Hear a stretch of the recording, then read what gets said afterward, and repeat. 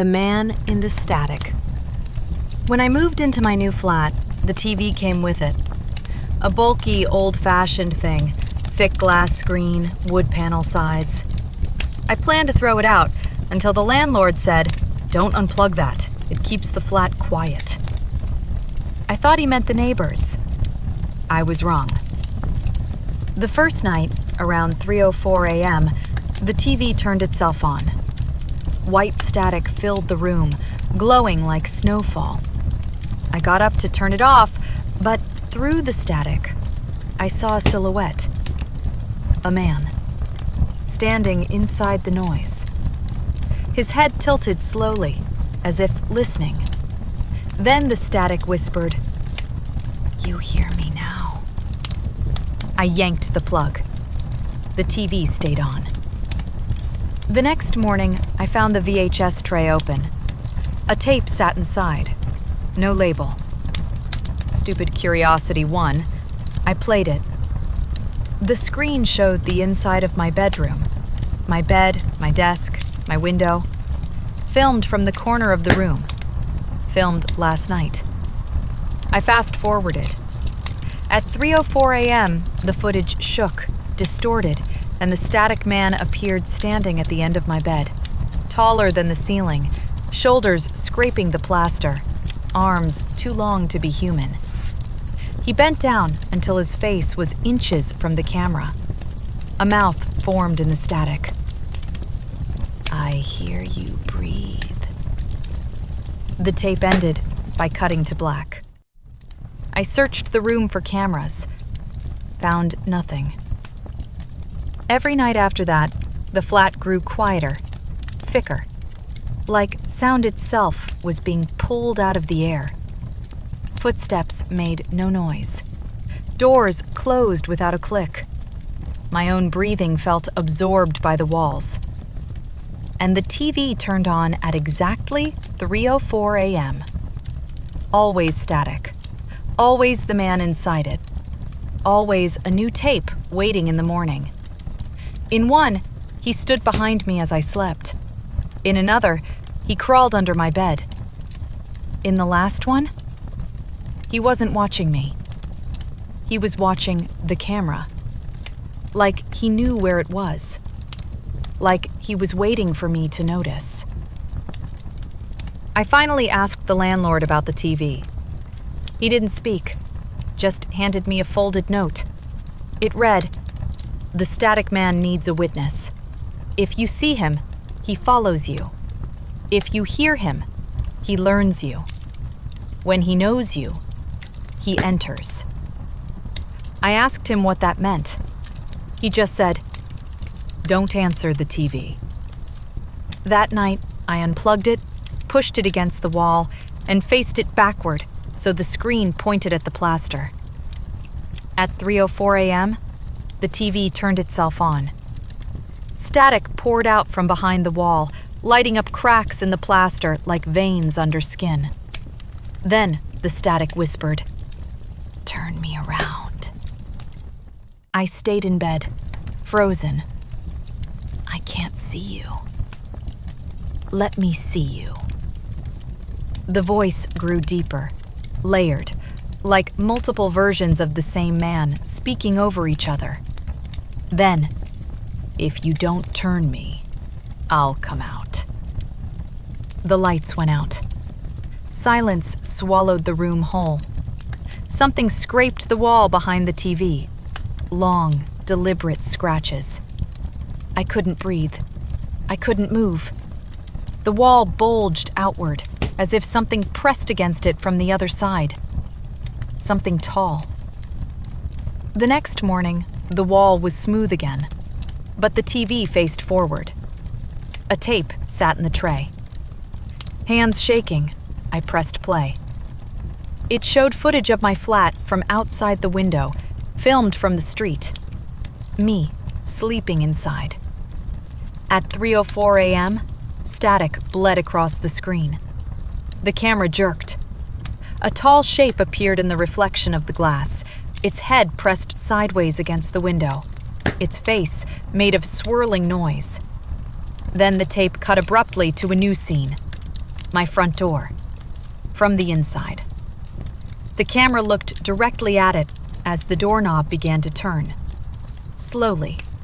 Quietly. Like someone trying not to wake me. Then, just before the door opened, words formed in the static. Tonight. No screens. The tape ended. There was no more sound in the flat. None. Even my heartbeat was silent. I'm leaving now. The TV is still on behind me. I can feel the air bending, the static man pressing against the room from all sides, searching for where the wall is weak. The landlord lied. It wasn't the TV keeping the flat quiet. It was the thing inside it. And now, it's learning the shape of the room without the screen. If I hear static outside my window tonight, I won't look. Because once he sees you clearly, he doesn't stay in the TV. He stays in you. The thing that pulled me out of my dreams. I've always had vivid dreams, full color, full sound, sometimes so realistic I woke up sweating. But 2 weeks ago, the dreams started changing. They weren't dreams anymore. They were visits. Every night, I found myself standing in the same place, a long, endless corridor lit by buzzing white lights. The walls were pale green, hospital green, and smeared with handprints, hundreds of them, like people had been dragged away. At the far end of the corridor was a door, always closed, always pulsing, like something behind it was breathing. I couldn't control my movement. I walked toward it whether I wanted to or not. Each night, I got a little bit closer. On the 5th night, I reached the door. Something scratched from the other side. Slow, long drags of fingernails. Then a voice whispered, "You're almost here." I tried to wake up. That's when I felt hands, cold, bony hands, grab my ankles and pull me back down the corridor. I screamed myself awake. My ankles burned.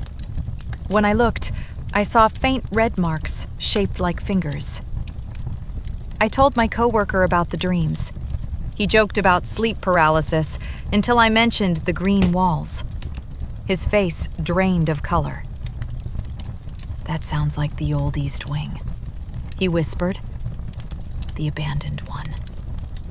I work as a cleaner in a hospital that was half demolished after a fire. The East Wing hasn't been used in 20 years. He told me a rumor. A patient went missing there.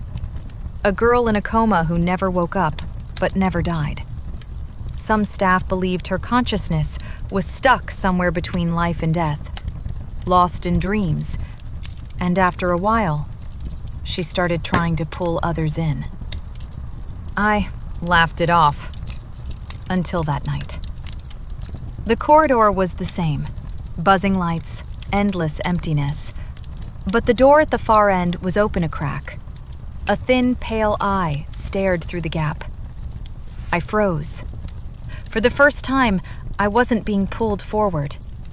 The dream waited for me. The eye blinked. "Come in," a voice whispered from the darkness. I turned and ran, feet pounding the corridor floor, lights flickering as something chased me. I could hear bones cracking with each step it took. I woke up with my heart racing, and at the foot of my bed was a long smear of wet footprints. Last night, the dream changed completely.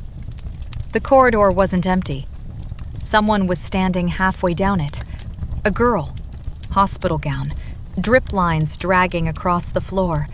Her head hung to one side like her neck was too weak to hold it up.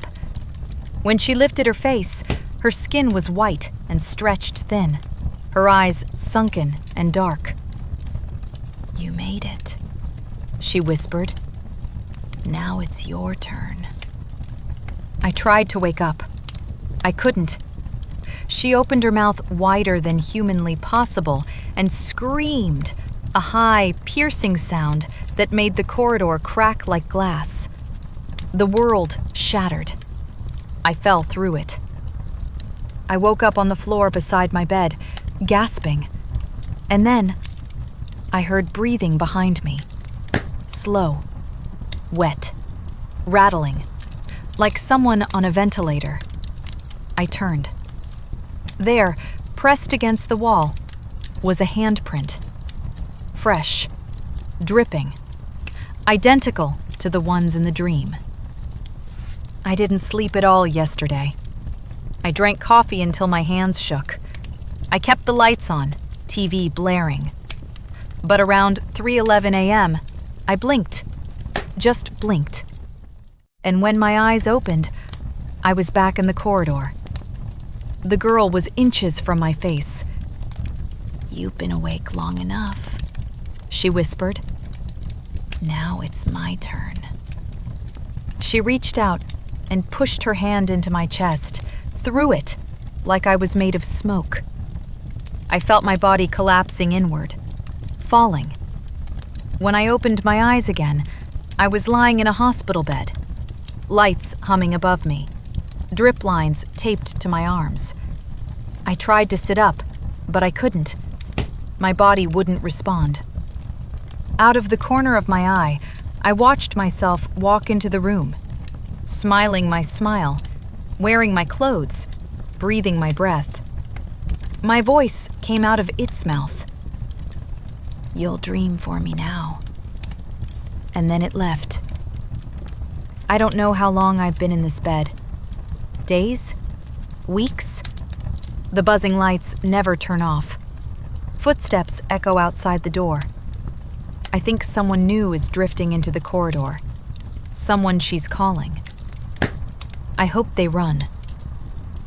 I didn't. The person who stood behind me. I used to love working late in the university library. Quiet, empty, safe. At least, it used to be. The first night it happened, I was shelving books on the 3rd floor, history section. The lights flickered, humming like insects. Nothing unusual. But then I felt someone behind me. Not footsteps, not breathing, just presence. A heavy, cold awareness pressing against my spine. I turned. No one.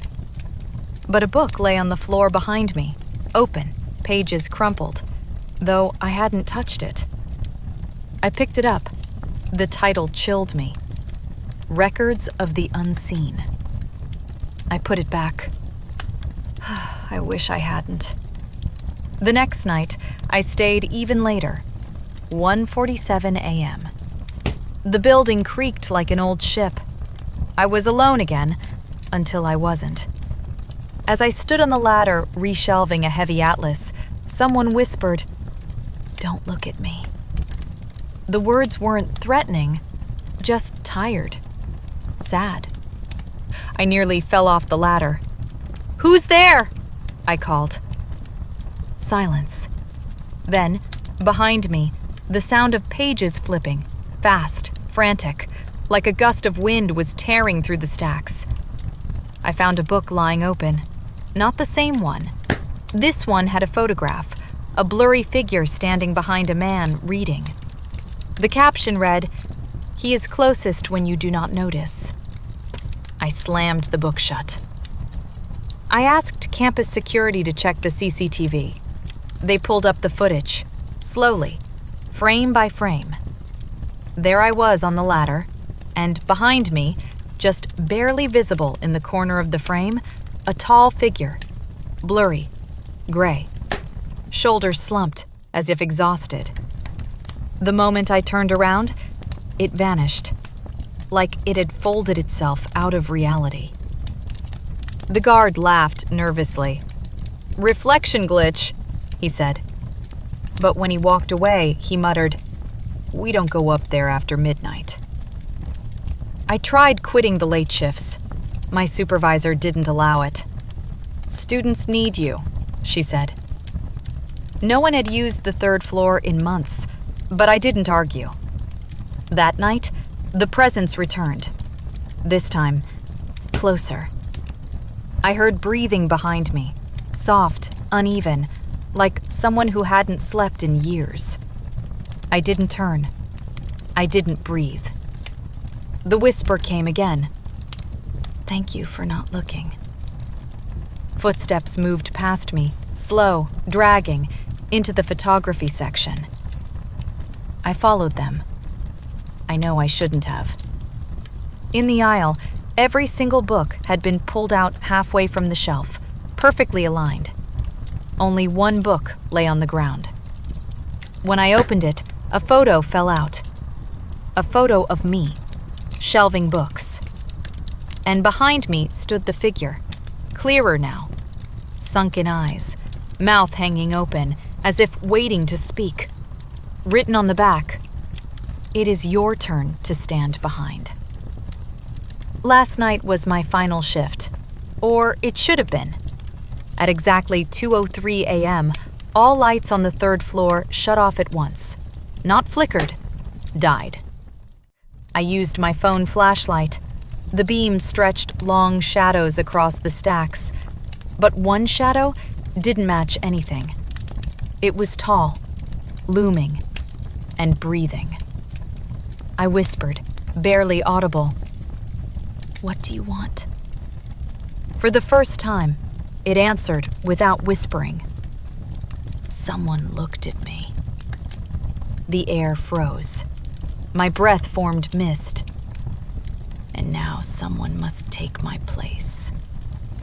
Books slid from the shelves around me, hitting the floor in a circle, trapping me inside. I ran.